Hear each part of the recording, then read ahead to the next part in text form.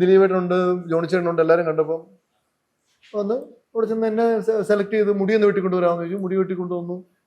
പിന്നെ ഒരു മീശ എടുക്കാമെന്ന് ചോദിച്ചു. മീശയും താടിയൊക്കെ എടുത്ത് വന്നപ്പോഴത്തേക്ക് വേറൊരു ലുക്കായി. ഇയാൾ പറ്റുമല്ലേ, അപ്പം നാളെ ലൊക്കേഷനിലേക്ക് വന്നു.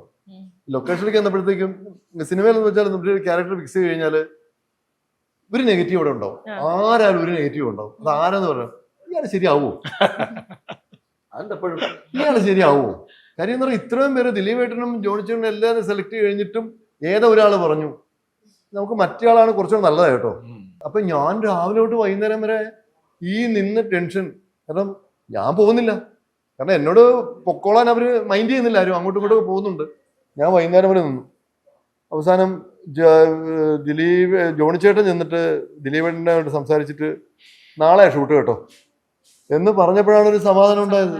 അതുവരെ പിന്നീടാണ് ഞാൻ അറിയണത് ഞാൻ വേണമെന്നുള്ള. അപ്പം പറഞ്ഞ അയാളെ കൊണ്ട് മുട്ടയൊക്കെ അടുപ്പിച്ച് കൊണ്ടുവന്നല്ലേ, മോശമല്ലേ, ഇനി മാറ്റണേ. ഒരു നന്മ ആരുടെയോ വർക്ക് ചെയ്തു, ദിലീപന്റെ ആണോ, അങ്ങനെ ആണ് എന്നെ വെക്കുന്നത്. അത് പക്ഷെ ആ ഒരു നിമിഷം ഉണ്ടല്ലോ, അതാണ് ജീവിതത്തിലെ ഏറ്റവും കൂടുതൽ ടെൻഷൻ. പിന്നെ സിനിമയിൽ ടെൻഷൻ അടിക്കേണ്ടി വന്നിട്ടില്ല.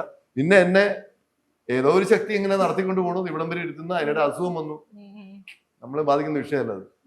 മുന്നോട്ട് തന്നെ പോയി.